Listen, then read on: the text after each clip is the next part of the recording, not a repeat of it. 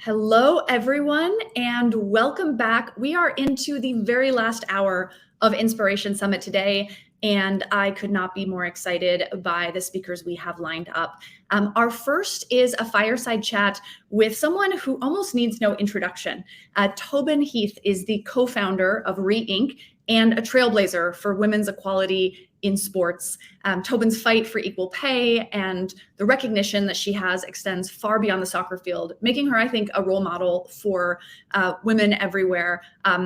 Tobin won gold twice at the Olympics in 2008 Beijing Summer Olympics and 2012 London Summer Olympics.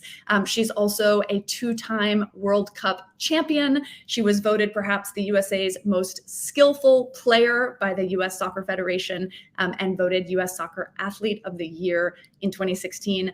I also had the opportunity recently to hear Tobin speak, and I was blown away, and I'm so excited to welcome her to the stage at Inspiration Summit today.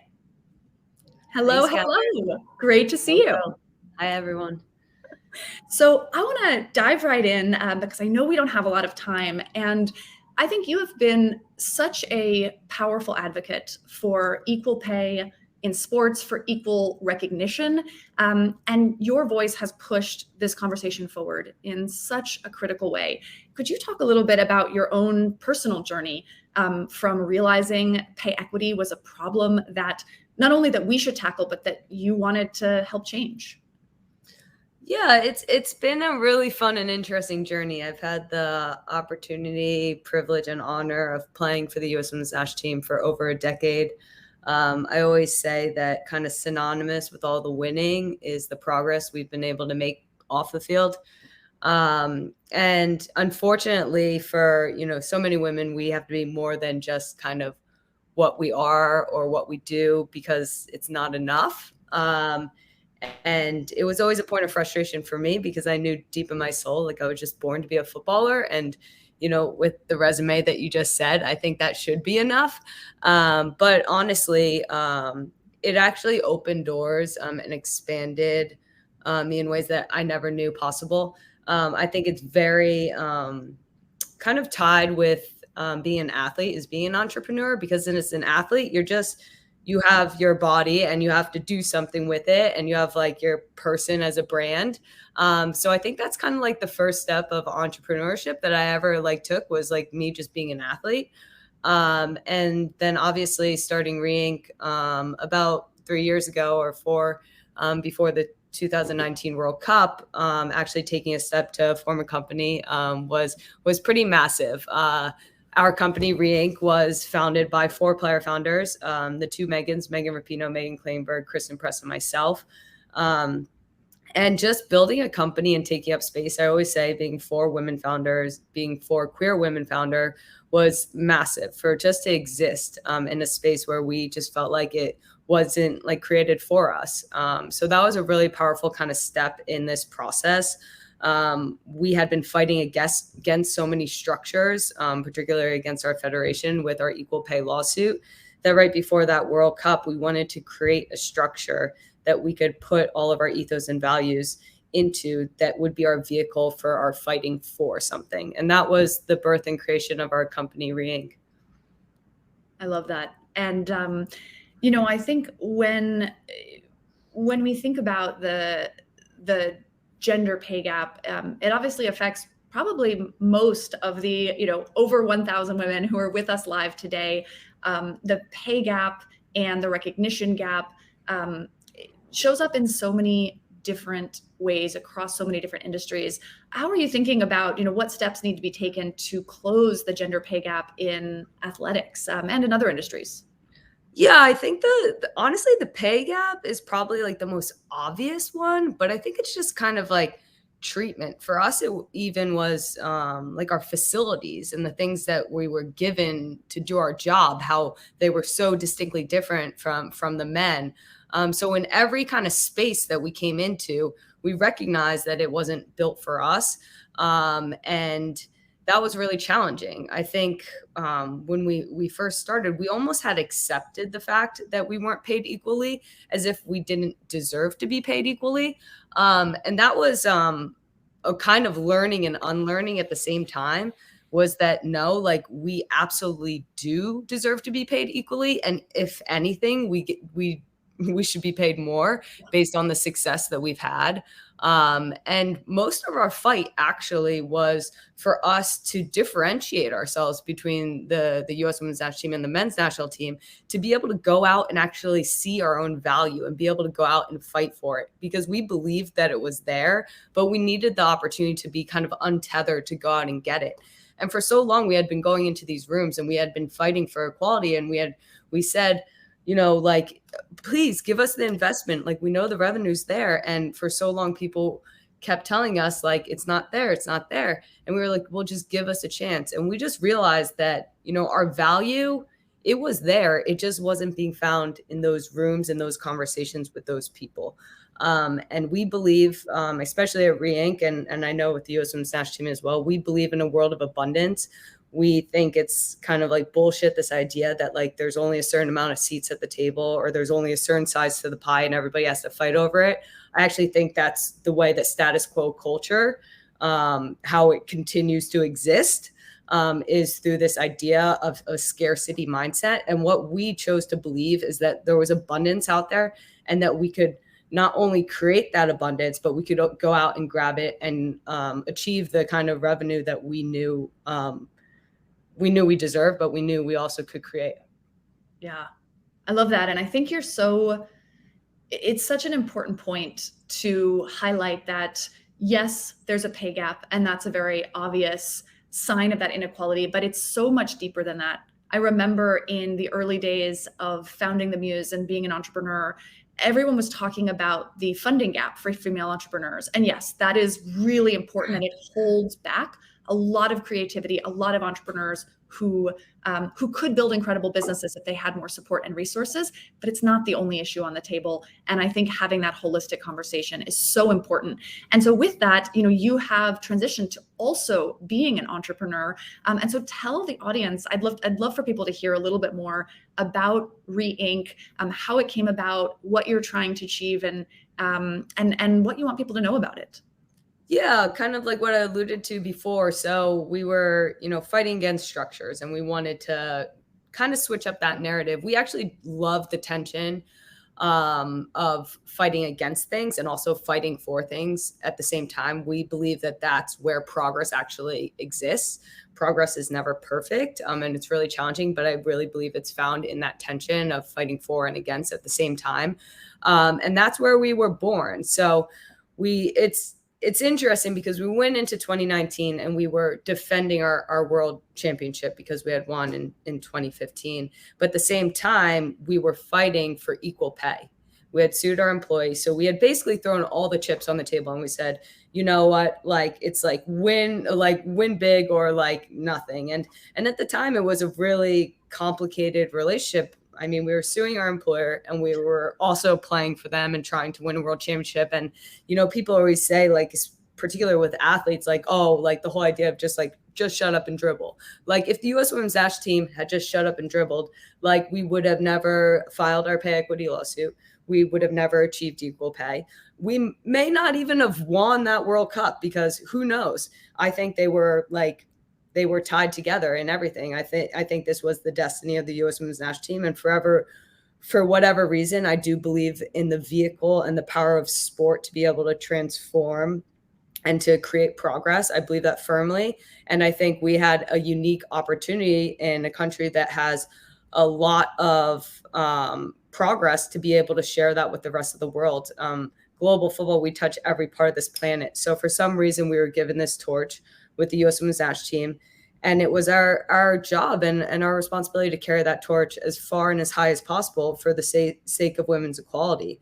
And I really preface this with the biggest kind of catalyst to this thing is, you know, we go into the World Cup final and we win the World Cup. And in a moment where you think the whole stadium would be chanting USA, the whole stadium is chanting equal pay. And this is a global movement. If there's anything that every single person felt in that moment and could relate to, and every woman can relate to across the world, is being treated and paid unequally. That's the thing that we can all we have a shared experience. And in that moment, it was powerful. And I think it's a catalyst for everything that we're doing in reimagining the world and reimagining the status quo with our company, is that we saw in that moment that women's sports isn't just about sports, and it's not just about women. It's about progress. It's about equity, equality, inclusion. And we have a real opportunity to use it as a vehicle to I believe, change the world. And I think, looking forward to kind of what is next, what are those next World Cups? I think it is in creating companies and structures that look and feel more like us. And I'm happy that I get the opportunity to kind of lead that and build one of those structures. Yeah. And it's, I think, so powerful for everyone, right? For women and men in all stages of their career, for kids who look up to you all and don't just see the stardom on the field and as an athlete, but also this fight for something that is even bigger than yourself and is so important to all of us. And I love that. And I think that the next thing I would ask is just that, there's so many people who have tuned in today to Inspiration Summit and have talked in the chat about their own struggles or attempts to break barriers in their chosen fields, to make an impact in their community, to advocate for, their communities, their families, themselves, others, to make the world a little bit of a more equitable, a more inclusive place. Do you have advice? What would you say to the individuals who, look at you and say, I'm so inspired by what you've done. How can I take a piece of that back in my own life? Yeah, I think this summit is actually one of the great examples of it. I was fortunate enough that I played for a team. So what happened was, through the process of, you put 11 women on the field, and those 11 women had to go out and figure out a way to win a football match. There was no man on the field to kind of say oh, let me do it for you. We did it ourselves. And I think that's powerful. I believe in the power of community. I believe in the power that you don't have to fight battles alone. I think, like I said, in that moment when everybody was chanting equal pay, the act of gathering was so powerful. That stadium chanting that was so powerful. And I think we've all had shared experiences to the point of being paid unequal. We have that shared experience. And I think that if we try to look at our individual battle as an individual battle and not as a collective battle, I think we fail. I think if we look at it collectively, I think we really have a chance of succeeding. I was speaking to another athlete in another sport recently, and I was kind of hey, what's going on in your sport? How can I help? And it was interesting because, in all these kind of women's sports pockets, because I believe women's sports currently is fragmented. It's not accessible. I mean, if you try to go watch it, it's everywhere and nowhere at the same time, which is really frustrating for fans. I think you lose a massive audience because of that. And so part of this was I said, hey, what's going on? And she started telling me about the battles that she was going through. And I was like, man, that sounds like something we did 5 years ago, that we went through 5 years ago. And I was frustrated in that moment because I was by keeping us fragmented and keeping our battles kind of small and to each industry and to each person's situation, it really diminishes the power that we have as a collective. And I think moments like this, when you can realize that every single woman in every single field has a shared experience, it might look different, it might feel different, but we all have a shared experience, and that our voices coming together are really, really powerful. That's when we start this conversation from another perspective. And I remember in our pay equity lawsuit, there's one critical moment where, for so long we had gone into these rooms that, it seemed like they would be smarter than us, right? They seemed like the people, they were, talking all this bullshit, trying to make it so that we couldn't understand what they were saying, yada, yada, yada, the economics are, blah, blah. And honestly, through this process, we were just okay, we're sick of going into these rooms to be told that we have no value. We believe in our value. We see our value every single day. we're done with this room. And in one moment, a collective group of us, instead of just continuing to hear that and continuing to accept it, in one moment, that collective group, we stood out and we walked out of the room. And that act was so powerful. And it's one that for the people that were in the room, it will sit with me for the rest of my life, because it was the first time we stood up together as a collective and we said, no, we're done with this. And that started a massive, massive moment of a power shift. Yeah, I love that. It's claiming your value, and owning it. All right. Well, I could talk to you for the rest of the afternoon, but since we're at the very end of time, my very last question is just, if someone is fired up by this conversation and they want to learn more, they want to follow you, they want to follow Re-Inc., where should people go?